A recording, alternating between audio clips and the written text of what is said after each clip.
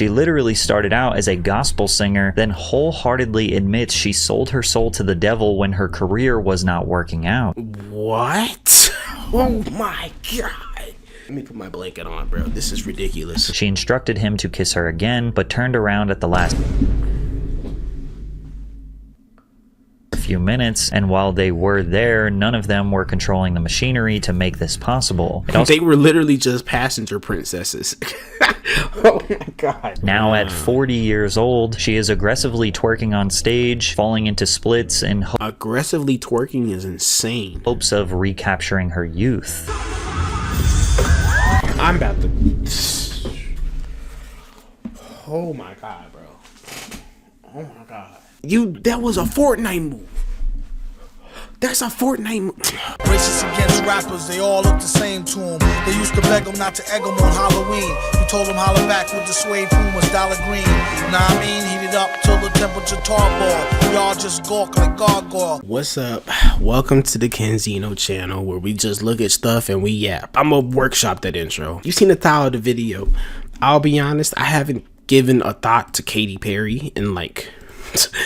I ain't gonna lie, a couple of years, bro. I think the last Katy Perry thing I ever listened to was that one with Kanye West, the E.T. You're an alien. I don't know how it goes, bro. Let me stop.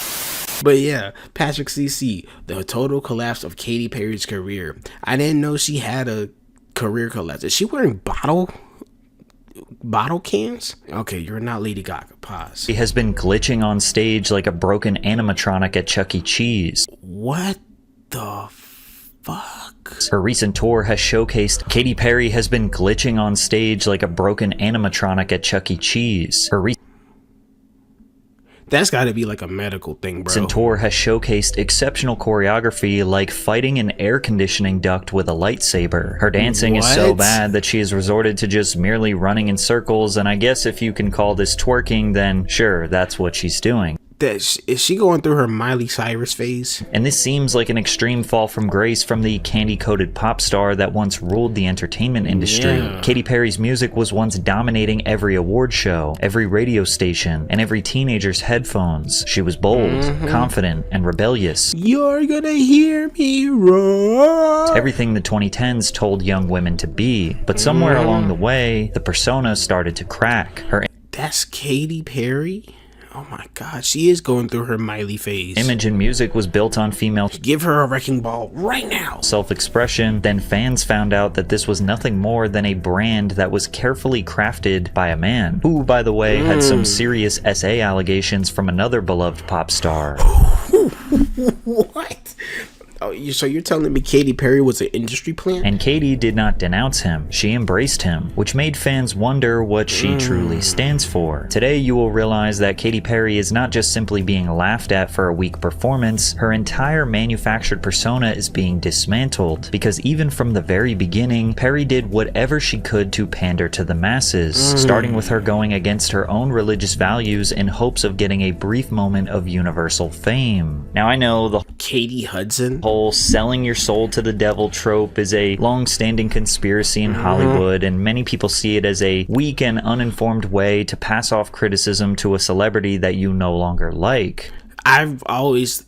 See, I feel like when most people say like, oh, this artist or this celebrity sold their soul, I never really thought that they were truly thinking about to the devil. I think that the devil in this situation was Hollywood. Like, you sign a contract, it tells you how to act, how to behave, how to sing, how to write, how to talk, all of that. I think that's like, I've always thought that that's what people meant whenever they said sold their souls, you know what I'm saying? Because it sounds like Katy Perry absolutely sold her soul. But for Katy Perry, it's different. She literally started out as a gospel singer, then wholeheartedly admits she sold her soul to the devil when her career was not working out. What? Oh my god.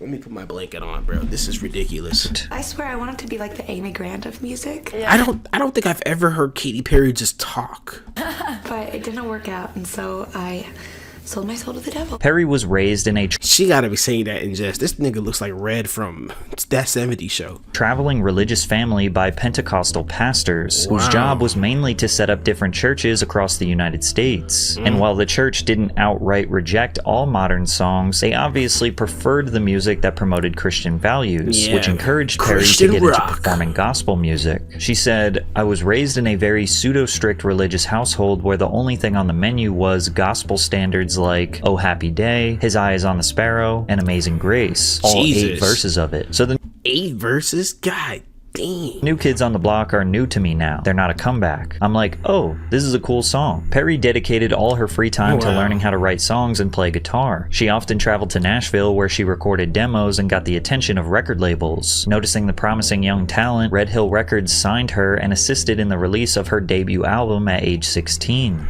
Katy Hudson. Now, gospel music's religious themes don't align with the broader secular messaging of mainstream pop culture, which limits its mass appeal. So Katy saw poor commercial success with her debut album, and the label shut down Trust in me, piercing, search me, last call. Oh, wow.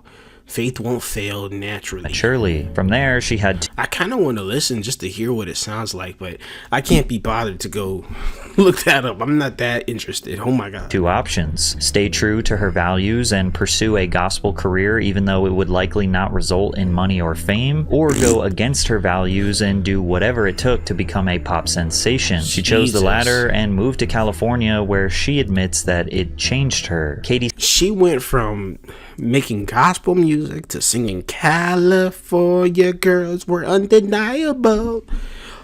Daisy Dukes, bikinis on top. That was a bop though. Shut up. I don't want to hear it. successfully rebranded herself when she signed with Cap I Kissed the Girl. Oh my God. Yeah, okay.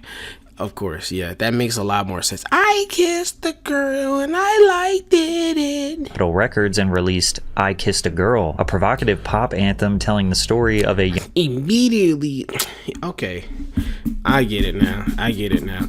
It's always like people who grew up like strict or like sheltered or like kid stars. They always want to like prove themselves by going like the most kind of like low-key provocative route, you know. I mean, the most shocking route. Like, I can only imagine how Katy Perry's parents probably like had heart attacks whenever they heard her say I kissed the girl and I liked it. young woman who experiments with her sexuality. Katy was reasonably anxious about the song's release, not because Yeah. she didn't think it would be a success, but because this totally went against her religious values and she wasn't sure how this would affect her family life. After convincing her sister to break the news to her Pentecostal parents, the response wasn't entirely positive. They weren't mad, however, they were concerned that this was a sign that Perry was losing her way. On the Call Her Daddy podcast, Perry explained that she Call her daddy? What the fuck? wasn't rejecting her parents' tradition. Is that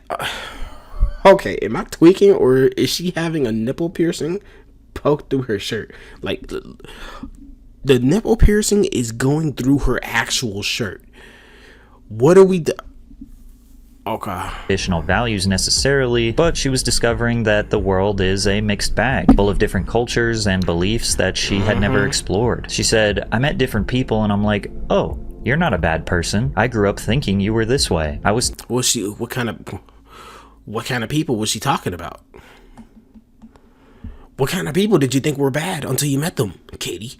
taught this way, so I saw more humanity. And then even traveling around the world, once I had my success, I was like, whoa, these cultures believe in this, and this is how they work. Perry experienced that the world wasn't just black and white, that it's important to have an open mind and treat all backgrounds and ideologies with respect. But this also revealed something interesting about the new pop artist. Perry's own values basically changed overnight. If she's Yeah, that's kind of crazy. able to change her worldview that fast, what's stopping her from changing whenever a new opportunity comes along that fits Yeah, because she went from secular to titty meat. That's insane. her needs, and shape-shifting her values would ultimately be the demise of her career. However, she was about to become an absolute sensation, and her so-called deal with the devil was about to pay off. Perry's first mainstream pop album, One of the Boys, placed a spotlight on her budding career, but This is insane, bro. Meghan Trainor could never. Teenage Dream helped establish her as Yeah, nah, this was top a notch. dominant force in mainstream pop. The project produced a record-tying 5 #1 singles on the Billboard Hot 100, including California Girls, Teenage Dream. Dang!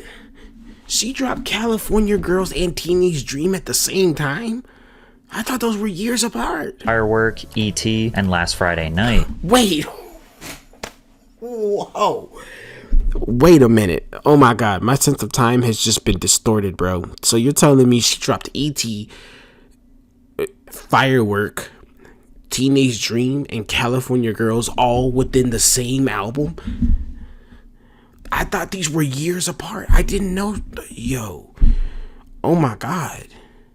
Making her the first woman in history to achieve that feat. Her sound seemed meticulously crafted for radio success, thanks in part to her team of talented writers and producers. At the same time, it still felt fresh and original. The album earned Perry 7 Grammy Award nominations, including Album of the Year, Best Pop Vocal Album, and Record of the Year. How many Grammys did she actually win, though? I know she had to win at least 2. Teenage Dream did not just top the charts, it became the soundtrack of a whole generation's lives. Her music was being piped into county fairs, amusement parks, restaurants, and anywhere else you could think of. This sounds scary with the context that she actually said that she just straight up sold her soul to the devil. Like, this is insane work. This is what makes niggas start deep diving into Beyonce's Single Ladies Reversed. You know what I'm saying? You ain't really dived into the conspiracy theories until you watch the video of somebody reversing Beyonce's Single Ladies and then saying when she goes, whoa, oh, oh, she's summoning the devil.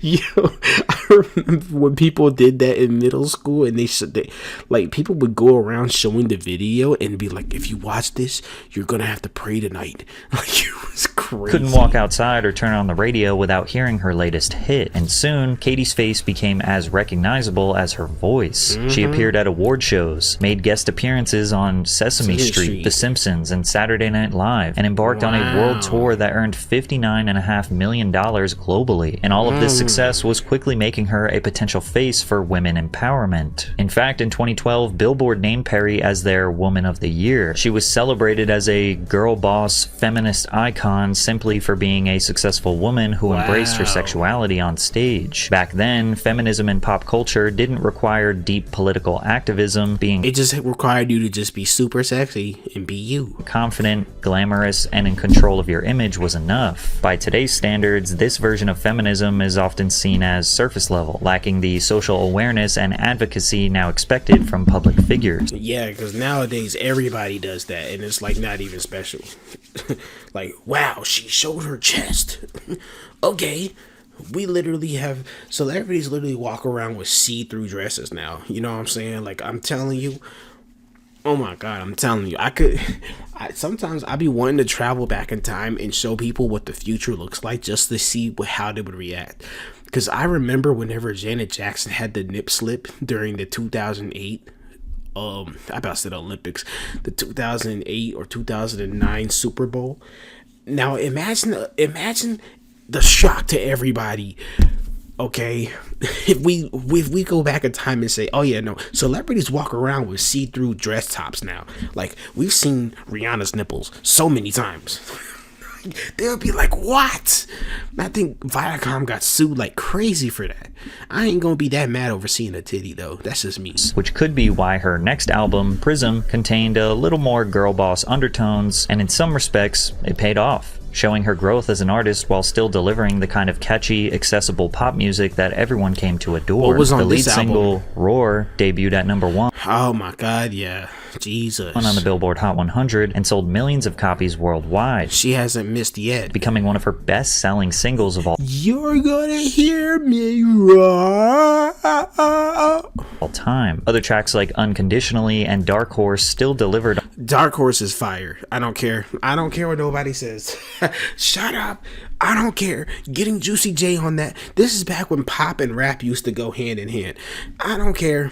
I don't care. Fire song. On people's expectations. These tracks weren't just popular, these tracks were inescapable, helping her launch her next big project, the Prismatic World Tour. The tour earned nearly quadruple its predecessor, with Mark Sutherland of Rolling Stone reacting to it positively, calling it loud, garish, camp, and never less than What the fuck does that even mean?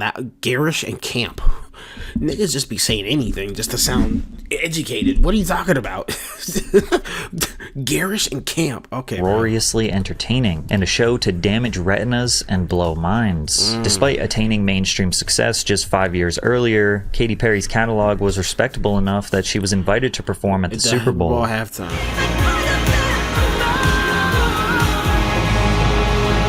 Katy's halftime performance garnered 118.5 million viewers in the United States, becoming the most watched and highest rated show in Super Bowl history, surpassing Michael Jackson and Beyonce. Cap! Oh my god. You're talking about Michael Jackson, the man who just changed his head, changed the direction he was looking in, and had people faint. That's crazy. Viewership was even higher than the game itself, which was Yo, nah, bro. The devil was working overtime. viewed by an audience of 114.5 million. But nah, I can believe that because I can think of probably all of the women that didn't watch football that still wanted to see Katy Perry. I can fully believe that, actually. At the time, nobody could have imagined pop music without Katy Perry. However, her momentum began to slow a little bit with the release of Chained to the Rhythm, which many described as an awkward attempt at blending pop with political commentary. I don't think I've seen this. This was the first sign that Perry was on a different path now. I don't think I've ever. If I heard this, it's been erased from my memory banks. Now we're in uncharted territory for me. Being appreciated solely for her work wasn't enough anymore. She wanted to be an activist, to become an idol for feminism in a postmodern age. But what she didn't realize is being the political pop star is a tall order to fulfill. And as social media became more popular, celebrities can't control their narratives as much anymore. Yeah. Oh Lord. She tried to do that at the coming of age whenever people started learning that, oh wait, I can just share my opinion now. If you don't practice what you preach, you will be exposed, and that damage to your reputation might be too big to repair. Katy Perry spent a considerable amount of time assisting Hillary Clinton on the 2016 presidential campaign. I'm with her. I remember that campaign. I don't remember Katy Perry being part of it, but I remember Hillary's campaign. Trail. She performed at the DNC, made multiple public appearances alongside Clinton, and encouraged her fans to elect the first female president. I admire so many things about Hilly C. And I agree with many of her informed, educated policies. She is just speaking, bro. Like, what are you talking about? I agree with everything she says. Very educated. I think Hilly recognizes all of our voices, and she hears us, she sees us, and she knows that we're stronger together. Unsurprisingly, her music delved deeper into these political undertones, like these lyrics in Chained to the Rhythm. Are we crazy? Living our lives through a lens? Trapped in our white picket fence? Like ornaments? So comfortable? We're living in a bubble? So comfortable we cannot see the trouble? Suggesting that many people are content living in ignorance, shielded I'm 14 and this is deep. from the consequences of political and social issues. The song criticizes how society chooses to distract itself, using entertainment and media to numb or avoid uncomfortable truths. The idea being a metaphor for how people unknowingly submit to systems I think the fit is fire though. that keep them from engaging with reality. Already, this is too much explanation for a Katy Perry song. And Yeah, I was about to say, Pat, I respect your deeper analysis of the musical structure of her lyrics, but I just I mean, you seen me. I just said I like the fit. You know what I'm saying? Like, I'm not, yeah. and perfectly demonstrates Sing E.T. We're good, Katy. why casual listeners were shocked and confused. The beauty of Katy Perry's music was its ability to distract people from their everyday lives, not talk about the economic and political state of the world. Yeah, oh my God, Jaden Smith. Katy struggled to present herself as socially conscious to her broader audience without seeming out of touch or opportunistic, especially considering her follow-up singles like Bon Appetit and Swish Swish were rather shallow. Especially considering her follow-up single. I remember Bon Appetit. This was, I ain't gonna lie, this was Gooner bait. Katy Perry was Gooner bait before Gooner bait was a thing. Like, oh my God, bro. She did, Because I remember one of my homies showed me this video. He was like, dude, this is basically just porn on YouTube. And I was like, what the fuck? I didn't even like the song. I just thought the video was crazy. Singles like Bon Appetit and Swish Swish were rather shallow. According to Cosmopolitan magazine, Bon Appetit was one big metaphor for sex, while Swish Swish was the requisite Taylor Swift diss track. But her What? She dissed Taylor Swift? You better swing, bro. The Swifties are crazy. transformation was truly realized with her shaving her head. Throughout her entire career, Katy Perry sported a classic American pinup girl aesthetic, which is often criticized as a fantasy catered to male desire or the male gaze. Her buzz cut was a sharp rejection of that image. It aligned with a more modern version of femininity, one that values self-definition. The Miley Cyrus looks just as ugly, bro. I'm not gonna lie. Over male approval. And this was all a part of her 2017 album rollout, Witness, which was her lowest performing album commercially and critically agreed upon as being her worst album to date. Perry I've never heard of it. was now completely concerned. If she was too progressive, she pushed away her larger audience. If she tried going back to her roots, it would also seem outdated. Okay, no, real talk though. If you put a picture of her next to a picture of Miley when she was going through her twerk phase, it's like night and day. Like, dude, what are we talking about, bro? This is crazy. Look at Miley's ass, bro. Okay, man, Miley pissing me off. Go and do all that and then say rapping is so shallow. Like, girl, what? What? You just shook your little turkey sandwich buns and out of touch. It was kind of a damned if she does, damned if she doesn't situation. Facts. However, the real reason Katy Perry was having such a difficult time understanding her fan base is because, well, her best music didn't exactly come from her heart. That credit belongs to her problematic producer and songwriter Dr. Luke, who is responsible for creating the Katy Perry that fans fell in love with. Katy's Witness album was missing contributions from Dr. Luke, which is likely why fans didn't connect with it. What the fuck is all this random vegetables behind her? People, I ain't gonna lie, people just be doing anything for album rollouts, bro. This girl got lettuce, radish, and pickles and mushrooms behind her. Like, what are we talking about? Are you saying you're a vegetable? As much. In the past, the producer played a significant role in shaping Perry's career, co-writing and producing I Kissed a Girl and Hot and Cold, two of her. Cause you're hot and you're cold, you're yes. Wow. He basically, yo, I ain't gonna lie. Some people literally just get so fortunate with the people that they meet. This is crazy work. Her breakout singles from One of the Boys, the catchy songwriting and strong pop. And no wonder it really was One of the Boys, because it was a boy writing it. Production saved the dying career of a failed gospel artist. That's History crazy. repeated itself when the pair collaborated on Teenage Dream, where Dr. Luke was responsible for writing and producing California Girls, E.T., Last Friday Night, and The One That Got Away. Yo, why? I ain't gonna lie, this nigga might as well just picked up the mic his damn self. On Prism, Dr. Luke is No, actually working behind the scenes gets you more money and less like problems, because I've never heard of Dr. Luke, but apparently he's got crazy allegations against him. credited on almost every song, from pop anthems like Roar and This Is How We Do, to power ballads and hip-hop infused tracks like Unconditionally and Dark Horse. He even did Dark Horse? Oh my god. It wouldn't be a stretch to credit Dr. Luke with Katy Perry's success. I'm not saying she isn't capable of writing her own music, but there is a clear trend between her biggest records and Right Round, My Life Would Suck Without You. Luke. Although she was the voice heard on every track and barred the aesthetic that the fans loved, Dr. Luke wrote the key lyrics that the listeners connected with. His That's the craziest part, bro.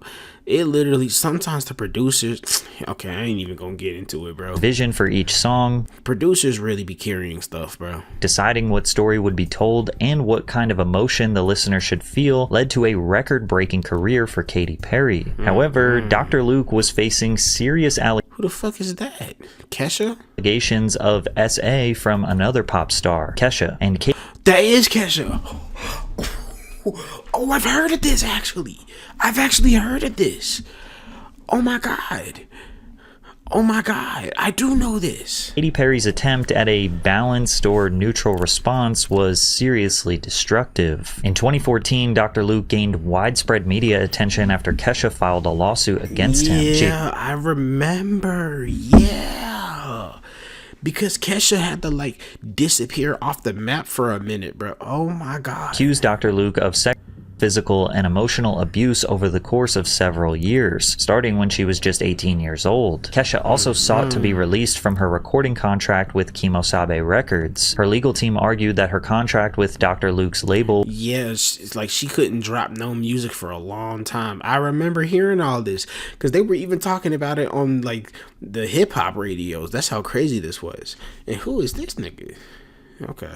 Was oppressive, and that being forced to work with her alleged abuser was causing irreparable harm to her career and well-being. The case gained significant public support. It feels weird seeing Kesha like this, because I don't know why. I don't know how I instantly knew that was Kesha, bro, because I've only ever seen her whenever she's in her like party girl fit. I don't know, bro. Irreparable harm to her career and well-being. The case gained significant public support for Kesha, with many fans, fellow artists, and advocacy groups rallying behind her under the hashtag Free Kesha. Although Dr. Luke denied all allegations and filed a defamation lawsuit against What is wrong with his pupils? Kesha, the court of public opinion had already come to a guilty verdict. Any artist, bro, no way you brought this tiny little piece of paper to the protest, bro. You gotta feel ashamed of yourself. Collaborating with the disgraced songwriter became public enemy number one. Katy tried to stay radio silent on the matter, but in late 2017, she was subpoenaed to provide a deposition in Kesha's lawsuit against Dr. Luke. That's crazy. In the deposition, Perry explicitly denied ever being R-worded, drugged, or assaulted by Dr. Luke. She went on to explain why she never said anything publicly. I want to stay out of it because I know them both and I empathize with both of them, and obviously it's a horrible situation for both of them. And the only two people that know what really went on are those two people. It's not good to be a fence sitter on these type of situations. You gotta stand on business, bro. Also expressed feeling pressured to support Kesha because she personally knew both people involved. You can't be a big girl boss woman empowerment figure and then whenever another fellow woman artist comes out with sexual allegations, you sit on the fence. You can't do that, bro. People were generally very angry at me for not saying anything because you were trying to prospect yourself as like the girl boss and you're not supporting your fellow girl. Okay. She said she was annoyed with both of them, and she decided to stop working with Dr. Luke because she didn't want to seem like she was picking a side. And while Perry thought she was playing it safe, both fans and critics saw cowardice. She had now spent years fighting for progressive ideals and trying to become a leading voice that empowers women, only to be seen as a hypocrite for not unapologetically calling out an alleged assailant. As if exactly, like that's kind of crazy. That's on you, Katy. That's on you. If it couldn't get any worse for her, she exhibited behavior on national television that many interpreted as predatory. In 2018, 19-year-old Benjamin Glaze auditioned for American Idol in hopes of pursuing a music career. After mentioning how his job at an electronics store gave him access to cute girls, Judge Luke Bryan asked Benjamin if he had ever kissed a cute girls girl and liked it, a reference to Katy Perry's song I Kissed a Girl. The flustered teenager innocently said no, revealing how he'd never been in a relationship. Never mind. Oh no, Katy, sit your old ass down. No way. She said, come here, let me change that. Oh nah, Katy, you lost your mind. I don't even need to see the rest of this clip. A stunned Katy Perry instantly demanded Benjamin to come here right now and kiss her on the cheek. After she deemed the first kiss was not satisfying enough, I was gonna say on the cheek is like, it's kind of weird, but it's not crazy. She instructed him to kiss her again, but turned around at the last.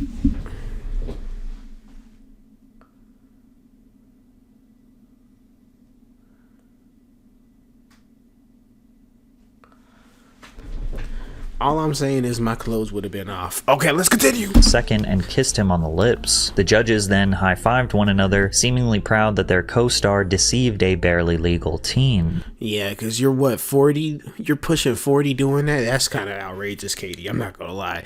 Hey, I hate to say the typical thing, but reverse the genders, and you know what's going on. There was an immense amount of backlash, and many people noted that if the genders were reversed, this would be an entirely different situation. I hate saying that argument, but when it's right, it's right. Like.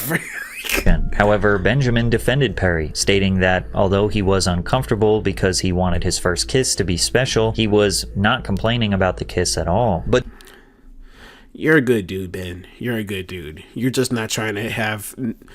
Yeah, you're a good dude.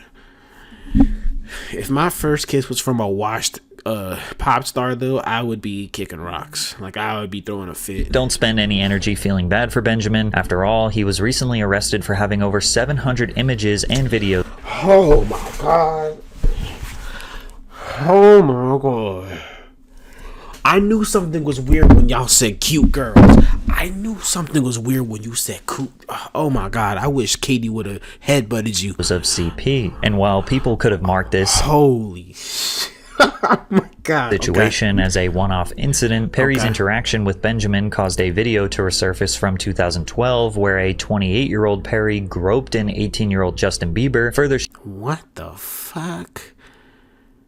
Oh my god, this is back when he had the beat. This is back when he finally got rid of the Bieber bowl and finally went with the big cowlick. Oh yeah, no, the girls were crazy over that. Showcasing a pattern of creepiness from the singer towards younger boys. However, nobody ever complained about Perry's behavior since teenage boys are expected to enjoy like attention from older women. And did Justin say something about it later? This all revealed another possible layer in Perry's character, separating who she claimed to be and who she actually was. Even longtime fans at this point started to be increasingly skeptical, feeling like she was just another part of the evil Hollywood machine. But it was just going to keep getting worse for Perry. Without the help of the experts to improve her work, her music was in serious trouble. After suffering the first huge series of losses in her career, Perry attempted to course correct with Smile, where she withdrew from political activism and reflected more on her personal struggles. Despite diving into a new territory and embracing a retro pop aesthetic, the project didn't match the boldness, originality, or self-determination of her earlier hits. When you realize that your career was only a career because it was another guy.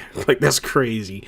Where Witness failed by trying too hard to be meaningful, Smile failed by not trying hard enough to be impactful. And because of that, it was another decrease in commercial performance and yet again perceived as her worst album to date. I feel pretty confident in saying that this is Katy Perry's weakest album to date. After Smile was described as dull and unadventurous, she seemingly took a step back from music, only releasing a couple of singles and remaining relatively out of the spotlight. And with the early 2020s seeing a plethora of other pop stars to choose from, such as Dua Lipa, Tate McRae, Tyla. That was Dua Lipa?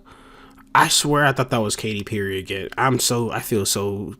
My fault, gang. I didn't mean to do that to you. Plethora of other pop stars to choose from, such as Dua Lipa, Tate McRae, Tyla, Olivia Rodrigo, Charlie XCX, Chappell Roan, Sabrina Carpenter. Chappell Roan? I don't know who that is. Pop music fans just...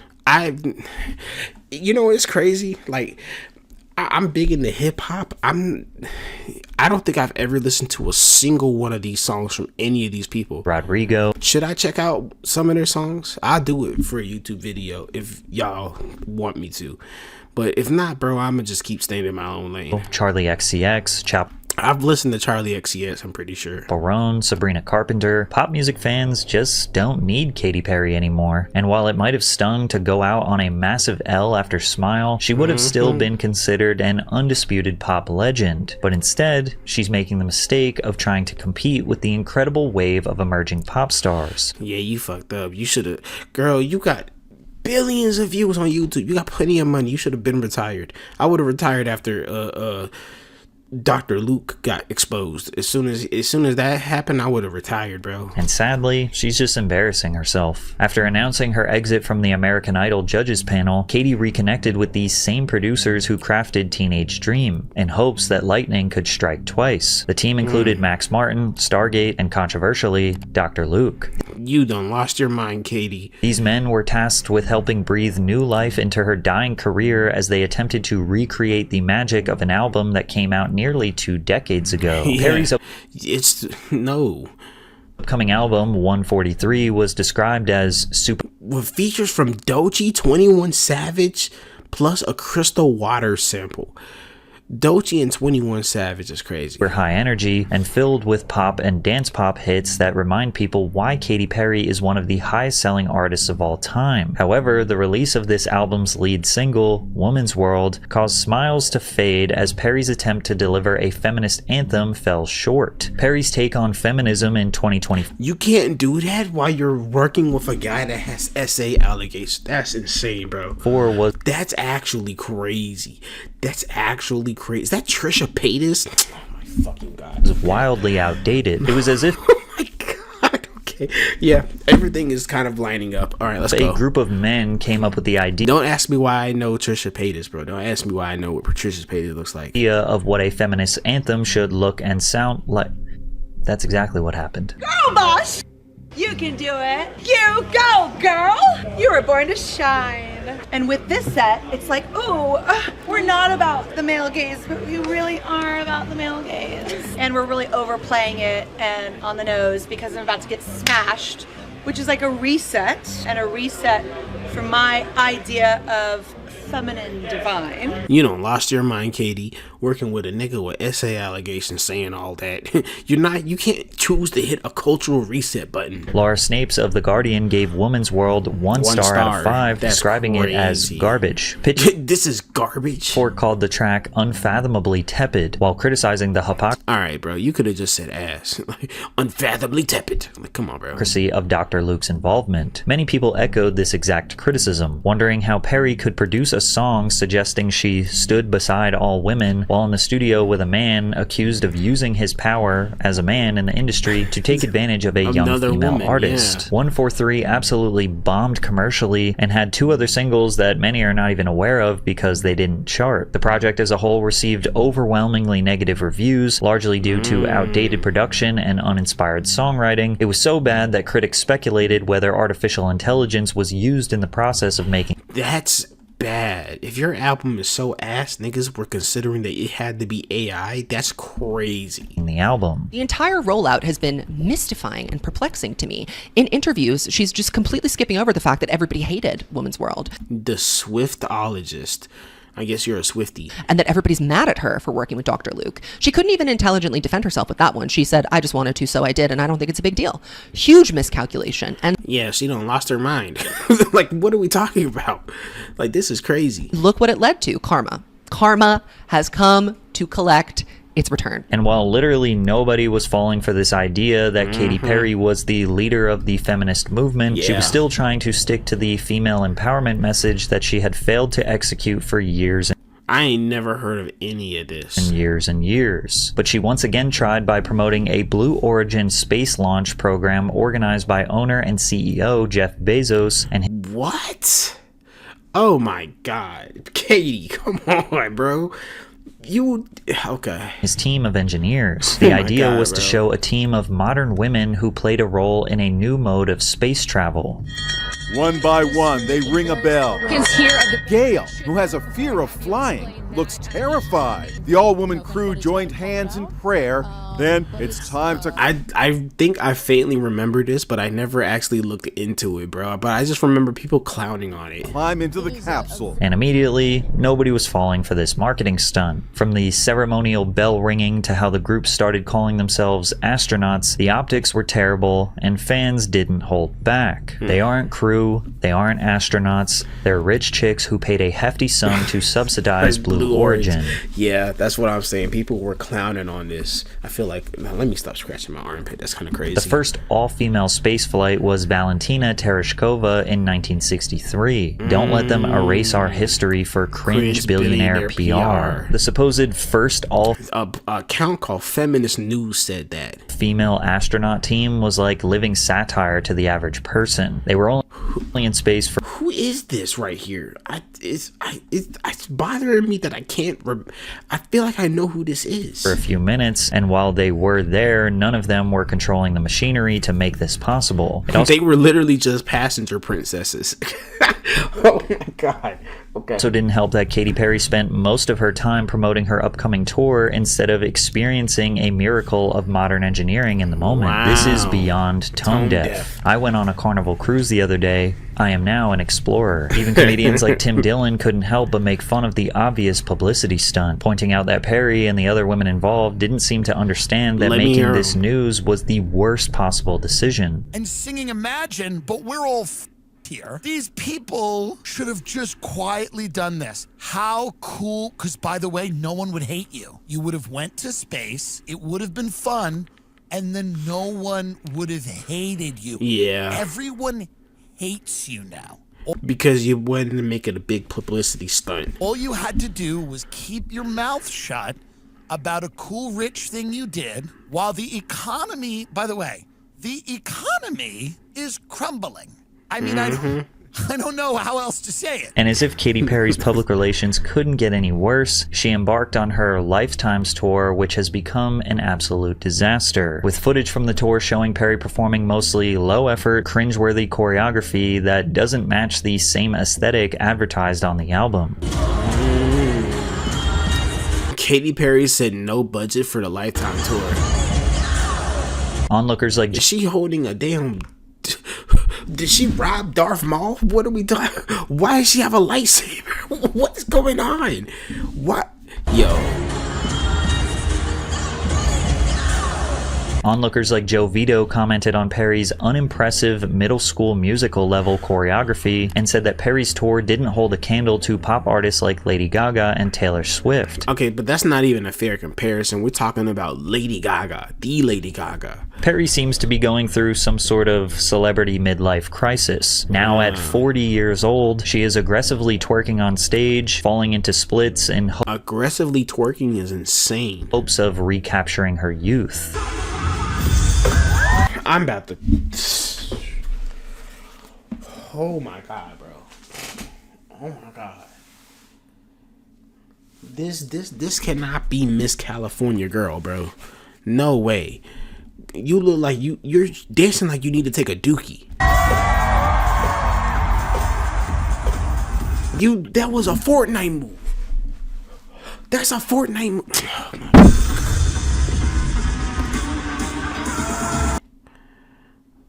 What the fuck is this? She kind of... It's the fact that she holds that. Just looks lost up there. It's like a woman who has pandered so many... My cat was just cleaning herself. Different ways that she looks absolutely confused on stage. Just doing literally anything to make a spectacle because being a jester is the last chance she has at remaining relevant. Now, if this were an isolated incident, people would probably laugh and move on. But night after night, Katy's tour performances keep getting worse, and she's figured out a way to turn herself into a joke consistently in the past year. Wow. She's become the kind of person that many just love to hate. Maybe she should have spent less time in space and more time rehearsing. And for a pop star... So, look, I don't like Twitter, but sometimes they be on point, bro. This is the kind of trap that is nearly impossible to escape. Katy Perry's story is a classic case of stand for nothing and you'll fall for anything. Yeah. It may seem like she is being overly criticized for some silly dance moves and taking a 5-minute trip to space, but this is because of her long history of political pandering, virtue signaling, and not standing for those morals that she claimed to have. Nobody actually knows who Katy Perry is supposed to be, and the most interesting part about all of this is that if her new music was good, most people wouldn't care about all the drama. Yeah, for real, bro. That's insane. Yeah, I'm glad he said that, because real talk, bro, a lot of people are willing to forgive a lot of things if you give a quality product, bro. That's why as much shit as Jeff Bezos gets, as much shit as Amazon gets, you can't beat the fact that I can just tap a couple buttons on my phone and then I have a package within 2 days on my front porch. You can't deny it. You can't deny it. Unfortunately, she seems to have lost her touch in the studio or lost her resources. And with other and lost her damn mind. Great pop stars dominating today, it's hard to see what value Katy Perry brings to pop music in 2025. The spotlight didn't leave her, she just stopped shining in it. Damn. What if you could... Damn, Patrick, that was... Katy Perry... Damn, Patrick, that was kind of... I want to know, why was she glitching on stage, bro? What if you... Katy Perry... She must have consumed a perky, a worky perky or something. A wacky perky. that was the downfall of Katy Perry by Patrick.Cc. I was not expecting it to be that bad. I was not expecting it to be that bad. Free Kesha. That's all I'm gonna say.